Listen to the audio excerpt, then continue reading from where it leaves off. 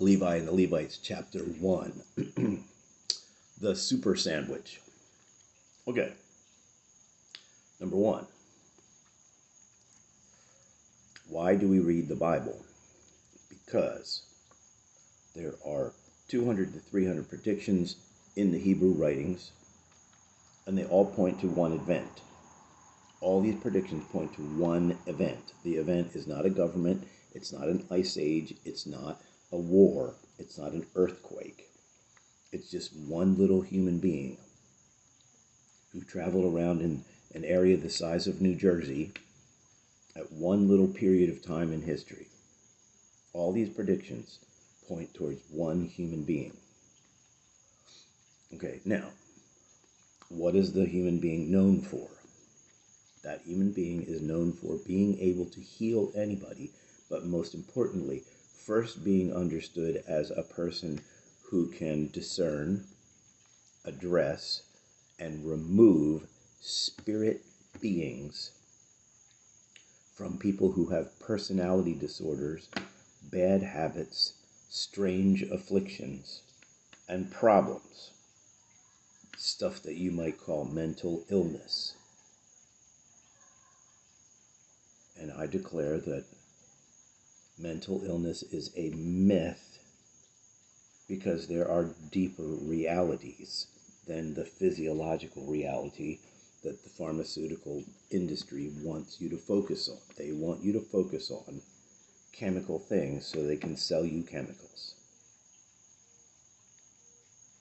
So, number 1, why do we focus on the Bible? Because of hundreds of predictions. The Bible is 3 parts. Predictions and preparations for a supernatural visitor, the life and teachings of the supernatural visitor, Matthew, Mark, Luke, and John, and then 3rd part is the first peoples. From Acts to Revelation is a portrait of ordinary human beings, the first peoples to receive the power of the Spirit of Messiah.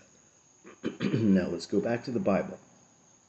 Okay, if all these predictions came true in one person, and then that person is famous for supernatural powers, and the greatest supernatural power that he had was he had the ability to put he displayed, he is very active right now. He has the ability to put his powers on ordinary human beings just like you, to do all the supernatural things that he did. That's a bottom line. That is part of the message. Okay, so part of his supernatural power is the ability to transfer his powers into ordinary people. But there's another problem with the Bible ratings, and if you don't understand the problems or the complexities in your program, if you don't know the downsides in your program, then people are going to shove your program off the table. So, what about this? The accounts of Jesus of Nazareth, Matthew, Mark, Luke, and John, and the 3rd part of the Bible, Acts to Revelation, which is the first peoples to receive the supernatural powers of Moshiach. That New Testament was written down 50 to 90 years after the Jesus guy was gone. Now,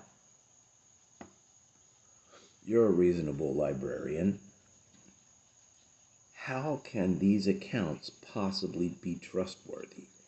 If they are written down, how can somebody's idea of what somebody said be trustworthy? It's written down 50 years after the guy's gone, 90 years after the guy's gone. You know, it would be good and reasonable and logical not to trust those writings because they came so much farther after the guy was gone. And it's like, you're reading the red letters in the Bible. I mean, these red letters these writings were written down 50 to 90 years after he's gone. How can you possibly trust them? Well, here's the peculiar reality. If You back up from the Bible and you look at this book that's got all these predictions, which do point to Jesus of Nazareth. What if the same supernatural power that set those predictions in place also invaded and overwhelmed and guided the writers of the New Testament in a similarly supernatural way and caused to be written down a peculiar set of accounts of him and of the first peoples to receive his powers? What if the same supernatural power that presented all the predictions stretched across 1,000 years, written by 30 people that didn't know each other, what if that same spirit overwhelmed a group of people to write the New Testament? What if? Okay, now here's another problem. The most duplicated book before the era of the printing press. What is it? What is the most popular? What is the most popular book? What is the most duplicated book? What is the most duplicated set of writings after the printing press? All right, let's start our comparison with Socrates and Plato. In all the universities of the world, people study philosophy and they study Socrates and Plato. Socrates died. Why did he die? Because he was holding up truth that his peer group and his friends did not like. He died because he was holding up truth. And then Plato was his student. And so, people who study philosophy study Socrates and Plato. Now, before there was a printing press, how many copies of Socrates have been found in the World Library? How many? Do you know? Well, let me give you an example. There are approximately 3 copies of Socrates, and they're not complete. They are fragments. And piecing all the pieces together of a few pieces of the Socrates writings that they've discovered from long before the printing press, we have the extant writings of Socrates in about 3 copies. And Plato, what about Plato? They study Plato. So they're working with about 5 original copies of Plato, and I think only one of them is complete. The rest of them are fragments, pieces of the Platonic writings. So, there's 3 copies of Socrates from before the printing press. I mean, obviously, when there's a printing press, now you can piece all the pieces of Socrates together and you can run off, a complete document of the Socrates stuff. And you can make thousands and thousands of copies of those. But the copies that were duplicated by hand from an ancient time are only 3. And Plato, there's 5. Now, the Koine Greek New Testament. Koine Greek, K-O-I-N-E. That word koine is a certain alphabet, a certain type of writing and communication. The Koine Greek language is a language that has no punctuations. There's no commas, there's no apostrophes, there's no hyphens or dashes. It is only capital letters. There's no upper and lower case. You can't emphasize the beginning of a sentence. You can't emphasize one certain word as being powerful or special by putting a capital letter in the front of it. It is all capital letters. It is an extremely simplistic language that can be carved into wood or or set into clay or simply written in ink on parchment or sheepskin. And this Koine Greek language was the business language of the world for a really long time, and utilized by many, many different languages and cultures. They used the Koine Greek language as a simplistic communications tool, a great simplistic business language that's easy to understand by many different types of people who do not share the same language eloquence as one another. But they use this Koine Greek, bare bones, simplistically structured, capitals only, no punctuation language. They use this language as a business tool. So if you're writing a contract, you write it in Koine Greek, and you have your copywriters in your office who are working night and day duplicating letters. There's no carbon papers, there's no buttons to push to duplicate information. There's no printers whatsoever. You have a room in your business that is just the copy room, where people who sit and write and make a duplicate copy of your letter to your customer. They have to make 3 copies. They have to make 2 copies. Your original, the one for your customer, and the bill of lading, which is going to be used by the person who's transporting your goods. And it's all written out in the simplistic, blocky, structured, all capitals, Koine Greek New Testament. Koine Greek language. So, the New Testament is written in Koine Greek. And how many copies have they found of the New Testament? Matthew, Mark, Luke, and John, Acts to Revelation. And these writings and letters are separated. They're in, clusters and groups. But, who knows which ones of them would be duplicated together. But the Koine Greek New Testament, from Matthew to Revelation, has been found in handwritten copies before the printing press. They have found nearly 3,000 entire copies and fragments of the Koine Greek New Testament all over the world, in China, in Africa, in the British Isles, so many places. They have found copies of the Koine Greek New Testament from an ancient age before the printing press. So the Koine Greek New Testament is actually the most duplicated book from before the printing press in the libraries of the world. And that's kind of fascinating.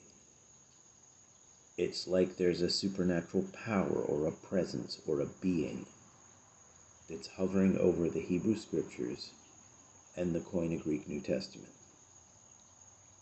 So when you open them up, we have this attitude of, I'm going to peek in here and see what the supernatural voice is saying to me personally, because these 2 sets of writings, 3 parts, predictions and preparations for a supernatural visitor, life and teachings of a supernatural visitor, and Acts to Revelation, ordinary people like us, the first ones to receive the teachings and the power and the spirit power of Jesus of Nazareth. So that's the reason we work with the Bible. But now, here's a problem. The Bible has been presented by peoples since the age of Constantine in messed up structures. pictures and in messed up forms,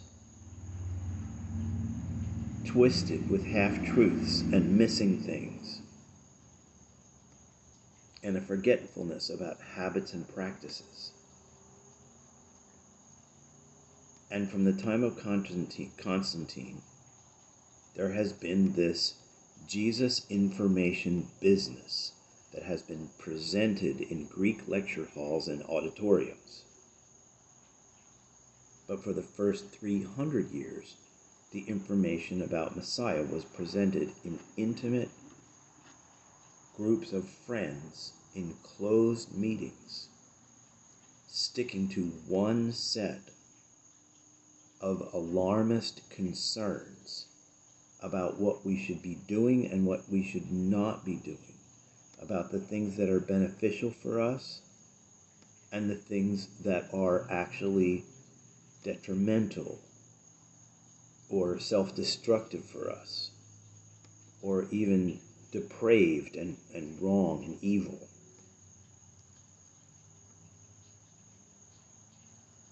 There have been distortions, and there are many missing things that have secretly been pushed away. I like the term hidden in plain sight. Here it's written this certain thing, and we have figured out a way to just kind of ignore that and not follow that habit. Because, well, that's not a literal thing, and we don't really do that or believe that. And I mean, there are literally these lies that are explained in churchianity that I was raised up with. There are missing principles of friend Jesus that have not been cleanly and clearly put in place in groups of friends. So this is a problem. And this is what we're trying to address. So chapter 1 is the sandwich.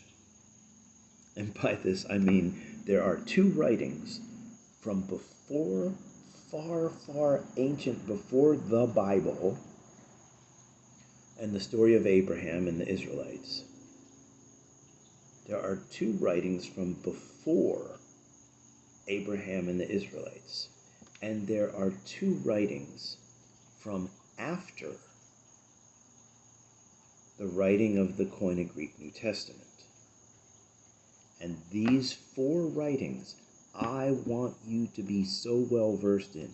Levi and the Levites, you need to know these things inside and out. They need to be pumping your mind. The little comments and the principles and the things in these two sets of twin writings are so essential to understanding the Bible, because your perception of the Bible has been distorted by people who were not victorious, who were not on the ball, who were clueless about some essential things, agreeing in the entirety of the message, but missing details. And I'm a detail person. I'm the kid who they would bring their cars to, and I would paint details. I would paint white letters on the tires. I would detail the dashboard with a tiny little brush and a toothpick to put on colors so the dashboard looked like a real dashboard. I'm really into the details of things and how to recreate what's the really is. Recreate the is of life and truth. So, the four books. Enoch and Jubilees. The book of Enoch, you can hear it on audio. You can cruise around and listen to it over and over again until it sits inside of you and you understand that this thing, Enoch, and this thing, Jubilees, the book of Jubilees, Enoch and Jubilees, both of those books are just a preface. They're a reality of understanding about the powers in the spirit realm that were understood by all the Old Testament writers, by all the writers of the Tanakh. Enoch and Jubilees are basic foundational realities. Listen to them in audio. And also, listen to the teaching of the 12 apostles, also known as the DIDACHE, and Justin Martyr's first apology. Those are available on all kinds of different formats in YouTube, in audio format. And listen, and keep a notebook with a pen tucked in it at your side, because you're going to hear statements and phrases that remind you of parts of the New Testament. And you're going to write down a quote or a statement that touches your heart. And you're going to remember that. Because your dad never said that to you. Your pastor teacher never said that to you. Your mom never said that to you. But you can feel how desperately important it is and how true it is. So, keeping a true, clear understanding of the peoples of the season of the Koine Greek New Testament is really essential, because you are brainwashed out of the habits and practices that keep you safe. And Levi and the Levites, you need to tune in and become in perfect harmony and beat with Moshiach and the spirit of Moshiach and the teachings of Moshiach. If you do not hold to the teachings, you are not really his disciples. You are not actually embracing truth. And you will not be set free. You will remain in bondage to problems. Can you afford to risk that? If you feel like you can afford to risk that because you're busy, then I will excuse myself and hope somebody else hears this video series for Levi and the Levites. So, chapter 1 is the Bible truths and the challenging problems against the Bible, which you should know and be able to confront with clarity. If there is a spirit that set 200 to 300 predictions about an event in writings stretched across 1,000 years, written by 30 people that didn't know each other, if there's a spirit that can put predictions in a set of writings, then that same spirit can actually give essentially perfect accounts of the person and persons of Jesus of Nazareth and his disciples. That same spirit can give pure accounts, even if the accounts are written down 50 to 90 years later, and even if they have some aberrations and conflicts. That same above-human spirit presence can basically set these two sets of writings into the human family. And as Yeshua says, I don't condemn anybody, but my words will be left behind, and my words, my teachings, will be used to condemn those who chose not to follow them. So I want to warn you that you're interacting with a person who is so deeply terrified about how we are being disobedient to the habits and practices that Yeshua taught over 2,000 years ago. I can feel how disobedient and screwed up our churchianity was. And I am finally making presentations, and I thank you for carrying the presentations that I'm making, because these are essential, and this is just the beginning. The Bible truth and the sandwich of Jubilees and Enoch and the Didache and Justin Martyr's First Apology. Those 4 writings are beautiful, essential preparations for utilizing Scripture and living the day-to-day life. Now, I'm going to be making some simplistic, fun, goofy, simplistic presentations of what we can do in order to be knowing the tunes and in perfect harmony with the, Messiah rock and roll band, Levi and the Levites. And I'm going to be giving some simplistic presentations that are in some ways a lot about me, asking God to form me into being a happy father and the person that I needed when I was a little kid, just coaching me about everything, from male physiology to the invisible spirit realm to day-to-day practices for a fun and happy family. There is business. There is checking in on spiritual revelation. There is admitting problems and problem solving of problems. And those are a set of simplistic things that were not addressed well in my entire upbringing. I'm telling you, I was 42 years old when I discovered supernatural instructions from Jesus that had actually been followed by my mom, and she didn't even tell me about it. And she got supernatural results. This is ridiculous. I mean, this proves to me that there is a presence of lying and